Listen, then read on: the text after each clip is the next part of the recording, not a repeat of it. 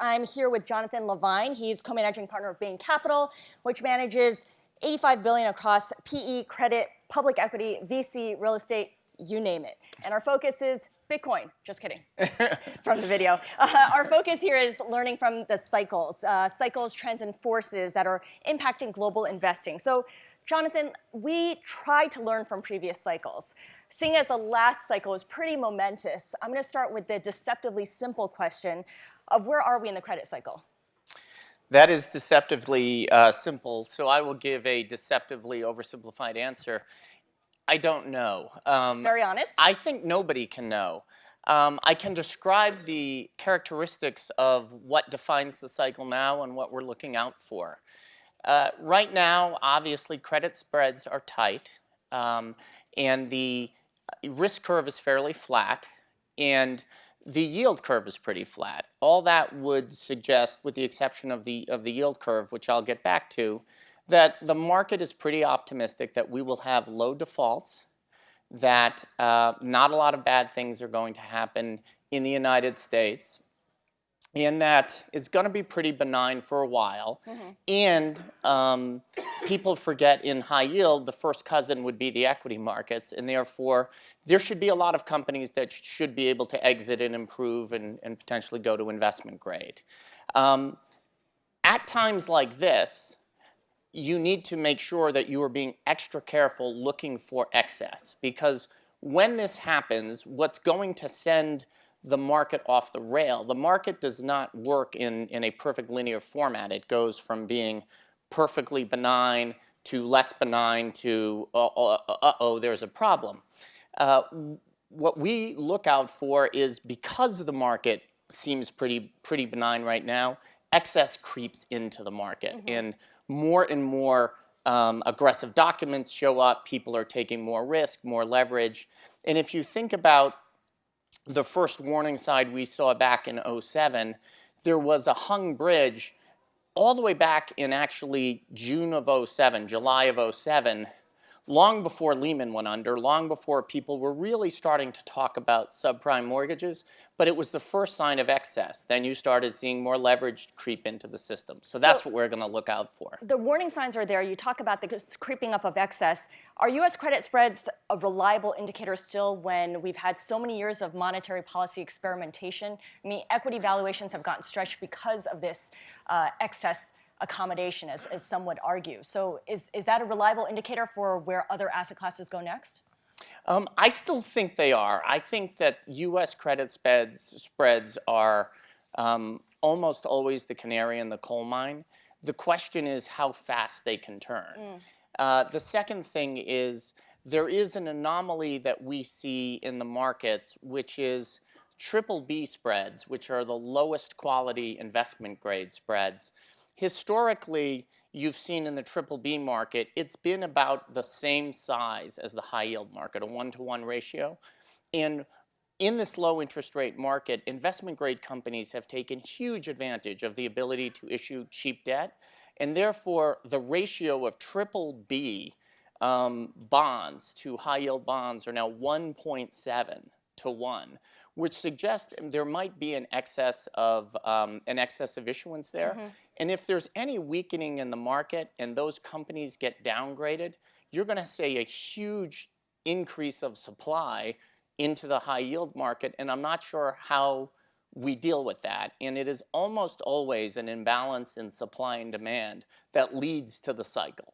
Okay, so the warning signs that we should be looking for. You mentioned how quickly things can turn. I look at what happened in Europe.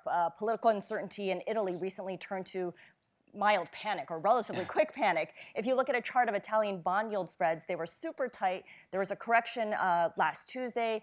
They've since settled down a bit. You've made the point to me that it's never as good as it looks or as bad as it feels. It's tempting to think that there are parallels to what happened in Greece a couple years ago, which of course endured its own existential crisis. Would that be the right roadmap to use here? Yes, I think that in the absence of any information, I think that one of the problems we have is, because the markets have become so numb to what is bad information, there's been so many things over the last couple of years that nothing seems to bother the markets, that it's really unclear what the definition of bad information is. And the uncertainty in Italy, if you actually think about it, the market first panicked when they thought Italy was going to form a government that was objectionable, then panicked when they didn't form a government that was going to be objectionable. And then when the government that looked like the first government that caused the panic formed, it all came back together. So Perfectly logical. I think that truly is, it's never quite as good as it looks or as bad as it feels. I think you can take a lot of lessons from Greece. I think it's going to be incumbent on investors to take a look at the difference between the rhetoric and the actions, maybe not just in Greece. I think that might be something globally we should pay attention to. Applicable in other markets. Applicable in other markets. There clearly is an issue globally where governments are going to get more strident in their rhetoric, more strident in how they deal with multinational entities. But Greece actually looked pretty scary for a while, had a government that was using even more strident language, and actually worked through it. And we saw really interesting trends. We invested through that time and saw that regular people on the ground still do business. Plumbers continued to have do their work as small business people, and people still went to the grocery store. And I don't mean to underestimate the trauma that can be caused in these economies, but they still do move forward. Life went on. Life went on. Life went on. So how do you go about investing in Italy right now? I think that, people forget, like any other country, Italy has states. I think that there's different characteristics to the states in Italy. Some are more manufacturing oriented, some are more tourism oriented. I think so we tend to focus on more manufacturing.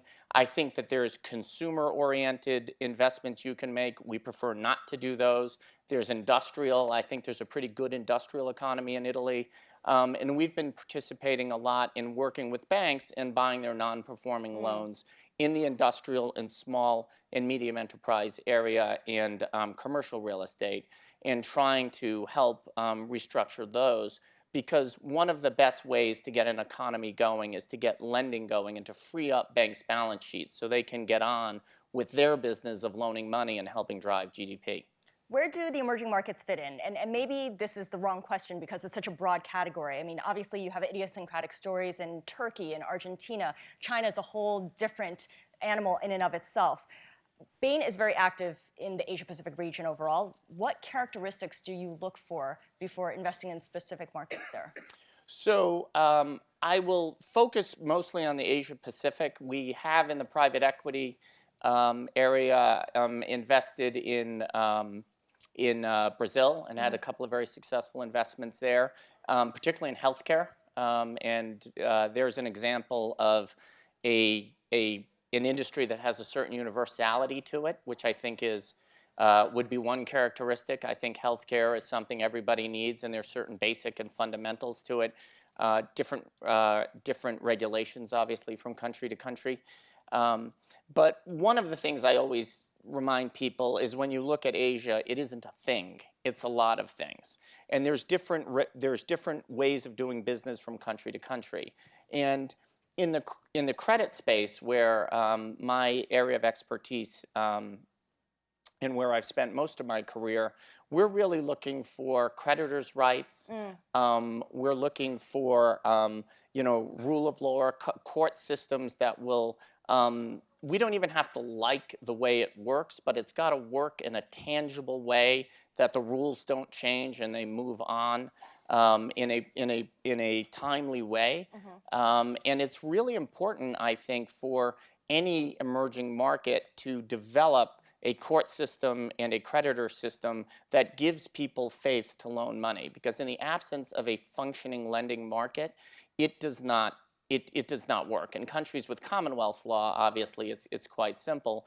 But even India right now is working very hard to implement the equivalent of a Chapter 11 system in a court system that would look like a US or a Northern European creditor system. And that will attract money in small business lending, which would be good.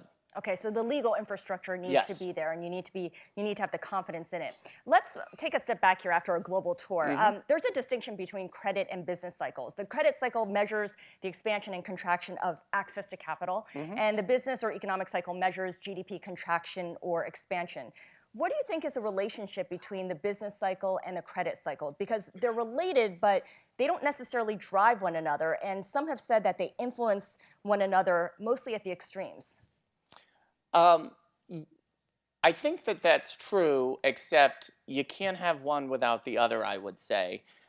If you look at any long term chart, the growth of credit or expansion of credit in particularly a developed economy is directly correlated to the growth of the economy is directly correlated to the growth of credit and the function of a credit market. And then at the ends, if credit grows too much, it starts being inversely related because the excess leads to bankruptcies. I do think, as I said, it can lead. Credit can go bad because there's been a supply demand problem. So sometimes it's very narrow, like with fiber in the early 2000s, energy in the 15-16 timeframe, where it really doesn't have an impact on the economy. That said, going to a different area of credit, mortgages, it can have a massive impact on the economy and on the business cycle, like subprime mortgages, where it can take down the whole system. Going the other way, if the business cycle does turn and the economy turns down, at a point in time where even credit has been extended normally, there's definitely going to be an increase in bankruptcies, and that will take the credit cycle with it. So the two are very much intertwined. And it doesn't always mean one takes the other with it, but in the main, they're very related. They're very related. I ask also because in the US, you've got fiscal policy changes like the tax cut that was passed at the end of last year. And people wondering whether that can extend the US business cycle. So much of what companies do is driven by people's confidence in the world ahead of them. Jason Trenner of Strategic Research Partners has written about how business owners, investors in red states are more optimistic than those in blue states. Do you believe the tax cuts can extend the US business cycle? I think I'll make 3 points there. One is you pointed out confidence. I do believe confidence can extend a business cycle. Overconfidence can kill it because overconfidence leads to excesses, the use of too much Are we leverage. there right now? I think we could be getting there because, two, the tax cuts can help spur in the short run. You know, they kick in the first time and it's new, but then it laps itself and it's not new anymore. And three, the tariffs, if they stick, and it's unclear how long they'll be there, whether or not they're actually being implemented, and there's a lot about the tariffs we need to understand. I've seen data that suggests that they could take away the effects of 50% of the tax cut. So, you know, if they're fully implemented in the Midwestern states, the red states, that the tariffs would start to have a negative effect. And whether it's 50%, 25%, I'm sure there's going to be, I mean, I don't think there's been a lot of people who have done the full study because the tariffs just came out and have caught people by surprise. They're definitely going to have a negative effect. So you are going to have a drag on the economy from that. Okay, so If there's going to be an holds. offset if those tariffs do go through. I want to segue here now to something that Bain is doing as well and how it links up to U.S. policy. Bain recently took on Harvard University's $3.4 billion real estate portfolio. You'll be managing the investments. You've hired the team. And you call this a strategic addition. Why did you make this move into real estate so late in the cycle when interest rates are rising? Some would argue it's the sector is already very well bid up. So this is an investment we would have done at any point in the cycle. We've been looking at the real estate market for 20 years, and we were looking for a differentiated strategy that looked at niche investments. They don't own any office towers in any metropolises. They are structured by industry, much like we are, and look for look for vertical industries, effectively: healthcare, life sciences, elder care, warehouses, things like that. Some of which that are not susceptible to the same type of interest rate and cap rate movements like you might imagine. Of course, all real estate is to some degree, as office towers in Los Angeles, New York, or London. So we liked very much the strategic way that they approach the business. And we asked ourselves, we would not get into a business and hire 22 people because we thought it was the right time in the cycle. We would only do something if we thought that this was a strategic, additive part to our business, and not just because we thought it was interesting to be in real estate, but that these people on this team would add to the whole Bain Capital team across our businesses and vice versa. And we really felt that was the case with this. Was a really unique business opportunity that we think is going to be a great part of the firm for 20 years, not just for the next cycle. Well, help me break some news here. Bloomberg has reported that Harvard's contributing. Are you raising outside money for this fund? I cannot comment on our fundraising our fundraising plans. That was a lawyer-endorsed response there. All right, let's move on. You graduated from Columbia University. You're a very active alum. You're on the board of trustees. Unusually for a guy in finance, you're a humanities student. You majored in political science. You had a concentration in English literature. Talk about how this background shows up in the way you think about investing and you view the world, because it's not quite the same as everyone else. Sure. I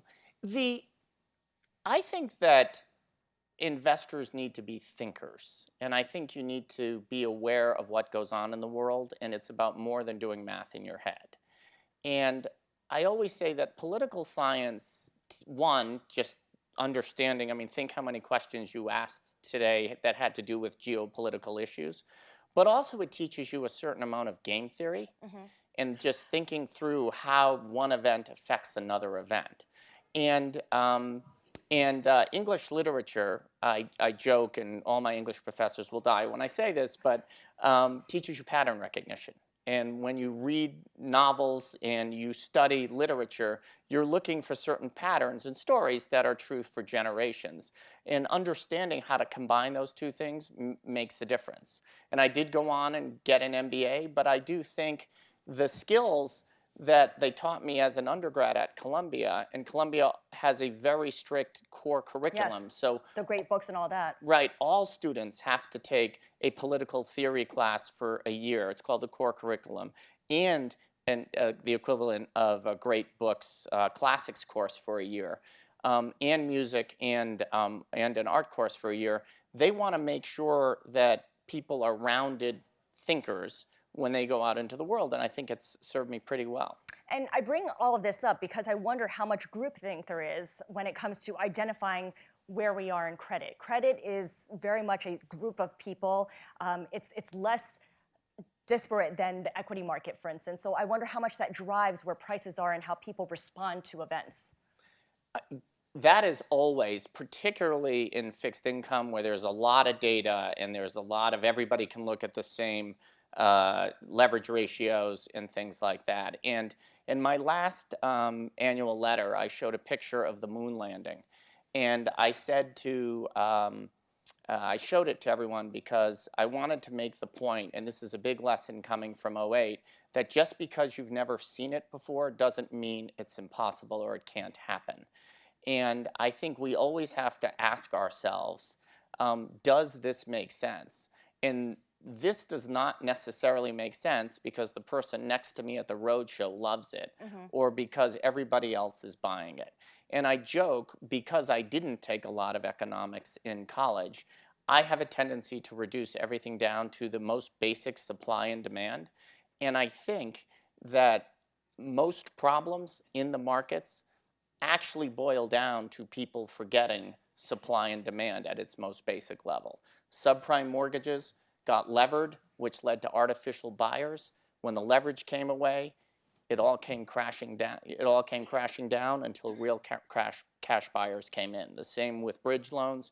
So I think if more people tried to simplify their analysis rather than go out and complicate their analyses, I think we'd probably have fewer problems. All right, we've got 10 seconds left. Where is the supply and demand most lopsided across the economy, world markets right now? That's a complicated one, but I continue to take a look at what's going on in the BBB part of investment grade is where we're taking a look right now. All right, an actionable idea here from Jonathan Lavine, co-managing partner of Bain Capital. Thank you so much. Thank you. Thank you.